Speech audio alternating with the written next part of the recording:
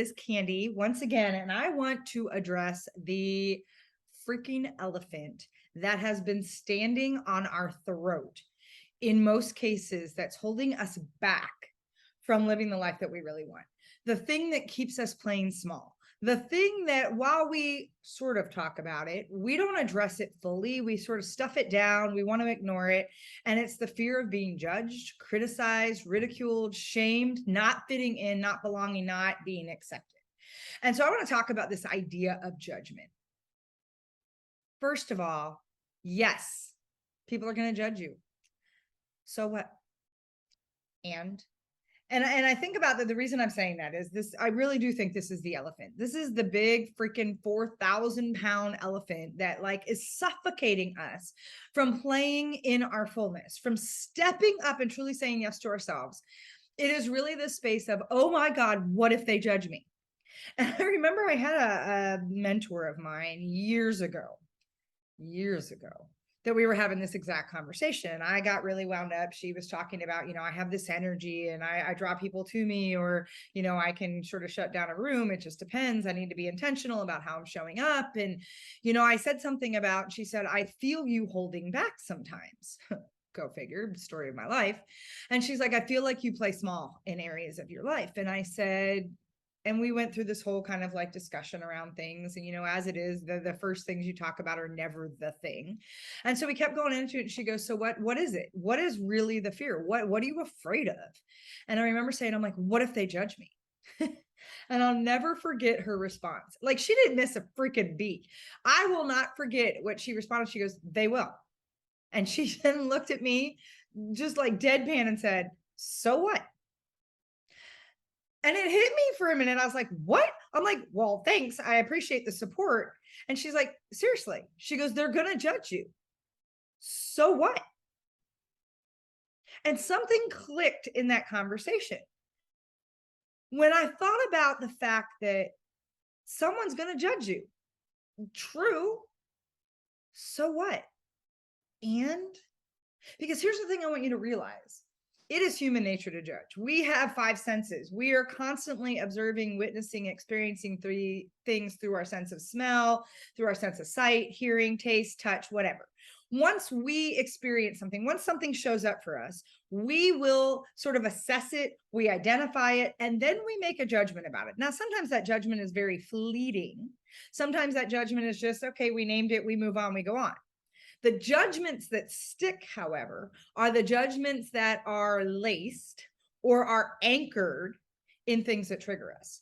And so I think about A Course in Miracles. Course in Miracles always talks about there's 2 energies we can be in. One is an energy of love. One is an energy of fear. Because the opposite of love is not hate. The opposite of love is fear.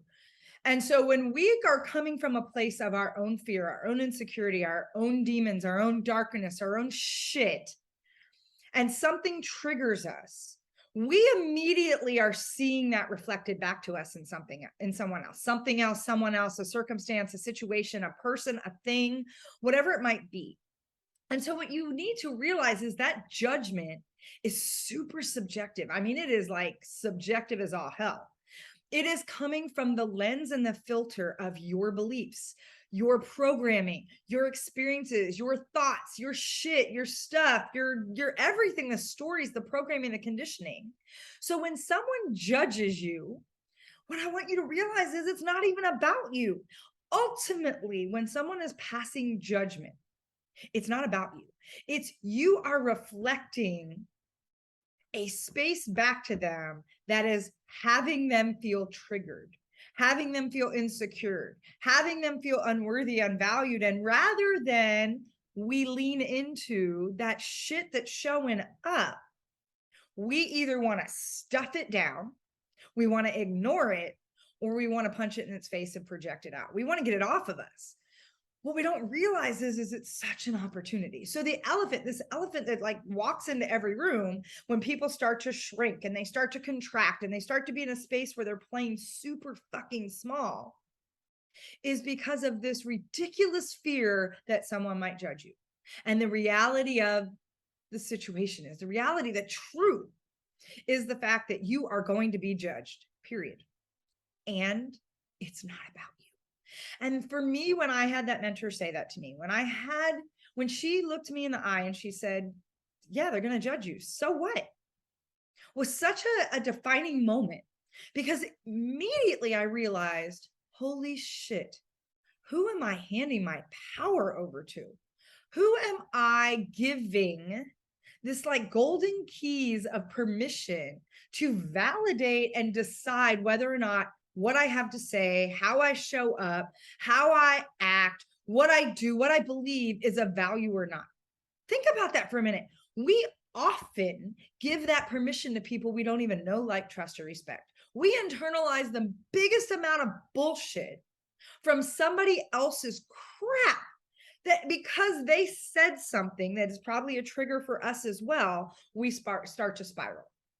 Because we're constantly in a place of judgment. And here's the thing, we're coming from a place of judgment that is one of the most selfish, self-absorbed, entitled spaces possible, because it's all about us. When we judge, or when someone judges us, it is about us. It's not about the other person. So if I'm judging someone, it's not about them. It's about my bullshit. It's about my stuff that I'm not taking responsibility for. It's about me not wanting to observe and witness the opportunity to heal something that's a trigger for me. Because here's the thing, the darkness that we carry is not this big demonizing thing.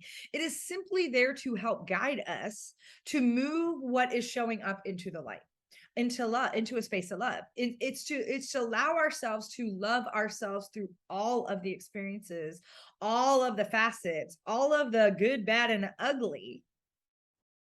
Yet we're so afraid of that.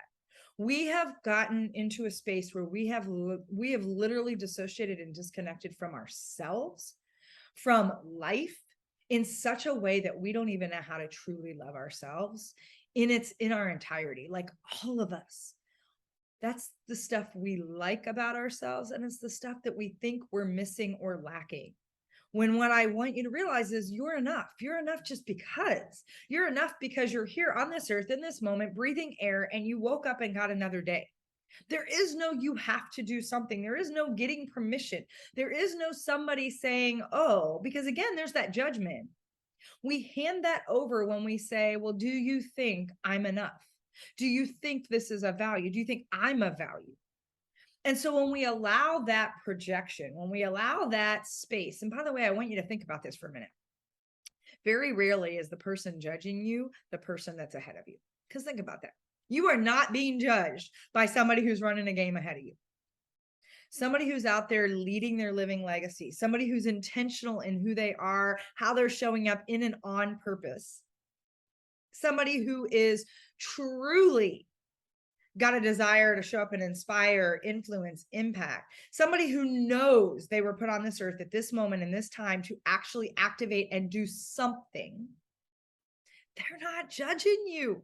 They don't have time for that. They really don't give two rats' asses about what you're doing or not doing. The people that are judging you are the people behind you.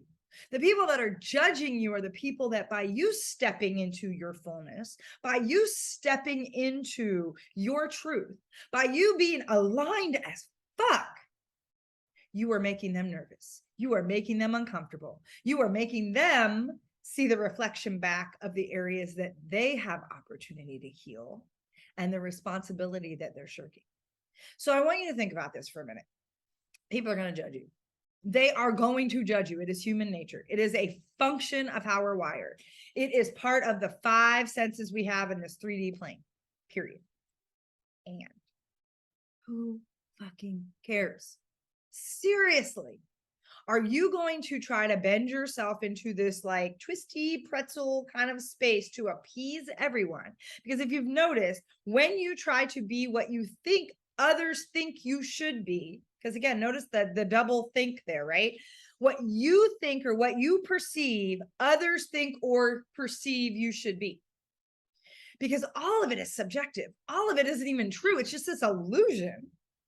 So when you start to bend yourself into all these different like pieces and shapes and whatever to fit somebody else's idea of who they think you should be, holy shit, that's exhausting.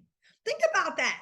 And by the way, have you ever noticed that when you do that, You don't please them anyway. Have you ever tried to bend yourself? We all have, especially those of us that have had either abusive situations or have grown up not feeling enough, or, always felt we needed to prove something. I mean, story of my life. I mean, I started as soon as I came out of the womb with my dad.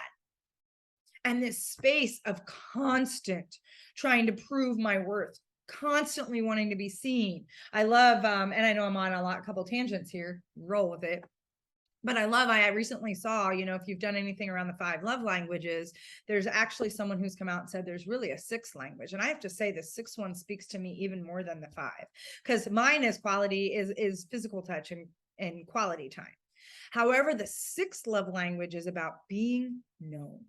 And I want you to think about that. It's somebody leaning in to really see you for who you are. It's that space of the little things. It's like somebody buying your favorite gum from back in the day because you made a comment, and they show up and you feel seen, you feel heard, you feel like someone knows you. Here's the thing. Most of us have a desire to be known. Yet most of us have twisted ourselves into so many of those like balloon animals that we have lost sight of who we really are. We have been playing a game for so long to bend and morph and mold into somebody else's expectations, somebody else's idea of who they think we should be, that we don't even know who we are anymore. And so I want you to realize that if people are going to judge you, I mean, hell, I get it. And the more you step in your fullness, shit, the more you're going to make people behind you uncomfortable. I have haters show up constantly. I have people that are, Candy, you're too much. You're too big. You're too passionate. And I hear all of that. And I'm like, thank you. And they're like, that wasn't a compliment. I'm like, all I heard you say is strength, strength, strength, strength, strength. Because I'm a big fan when people keep putting you in the 2 box. By the way, it's the first chapter of my book. Is the fact that they're calling out your strength, and that you're calling out the space that when you're in that fullness, that 2 space, you're making people uncomfortable. You're disrupting.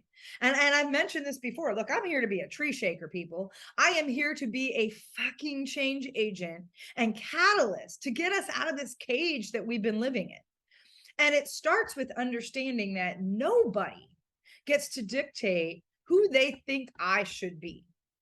And so if that's the case, if you're going to judge me, shit, judge me, but judge me on my terms. I am tired of bending and morphing and like twisting myself into all these ridiculous pretzel shapes to try to appease or be accepted. When here's the thing, most times when I've done that in the past, it honestly has just exhausted me. It didn't work anyway, and they still judged or condemned or criticized or whatever. So I say that because if people are going to judge you, let them judge you, but let them judge you on your own accord. Let them judge you for you. Because here's the thing, if they're going to judge you anyway, then shouldn't you have fun? Shouldn't you just say, fuck it? Then judge me, but let me live my life on my terms. At least I'm not going to be exhausted, breaking my back, trying to convince you I'm something I'm not. Because Brene Brown talks about it a lot. There's a big difference between belonging and accepting. And acceptance. Acceptance says, I need people to like me. I need to feel like I'm part of a group. I need to feel like they approve. That sounds, you know what? Screw that. Belonging says I belong to me first. I know who I am. And I'm really clear. Look, I'm not for everybody. You're not for everybody. And there are people that absolutely, they'll tell you I show up the same way all the time, but they do not like me. Okay. I think about Betty White. She always says, and I loved me some Betty White. I love that she was just a sassy, like no nonsense, like showed up, like whatever, take it or don't. And one of her favorite expressions was, look, someone else's opinion of you is none of your damn business. Amen, Betty. Amen. Someone's opinion of you is none of your damn business. Because here's the thing, it's not about you. It's their stuff. Do you? And I think about this song, and if you haven't heard the song from Colby Caillat, and she and Usher did this song years ago called Try. And there's a video that I highly, and it's not just for women, it's for anyone, but I highly recommend you watch it. But I love the words of the song because it says, I don't have to try so hard. I don't have to put on all these masks and the makeup and the shit and the stuff. Because at the very end, it says, do you like me? Do I like you? And then it says, do I like me? Like, do I give myself a space to say flaws and all? And I got lots of flaws, please. I'm imperfectly perfect.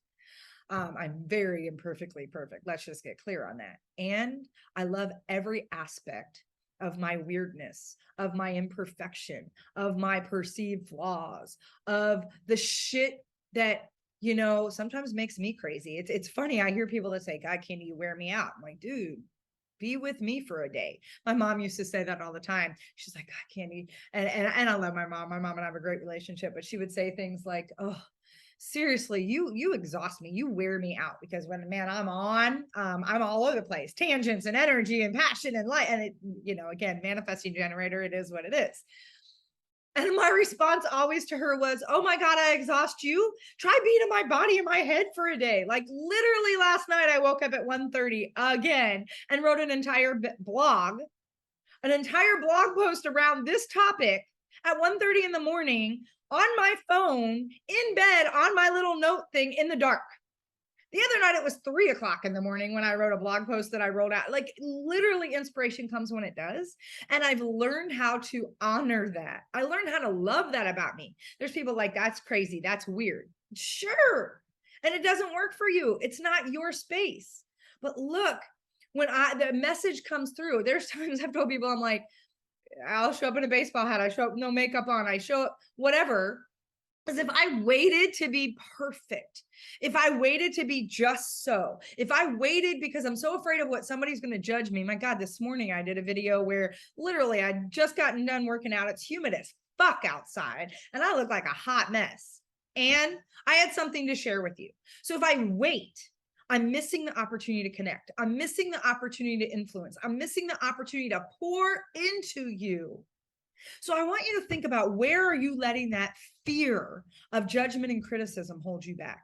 It is the fucking elephant that has got you in a like freaking foot on your neck and is suffocating you. Are you willing to look at that elephant and like, I see you. I got you. You know what? You and I can do this together. Because here's the thing. Again, if people, they're going to judge you anyway, then shit. Let them judge you on your terms. Let them judge you on your terms and enjoy the fucking ride while you're on it. That's all I got to say today. I will catch up with you next time. I love you, and I'll talk to you soon.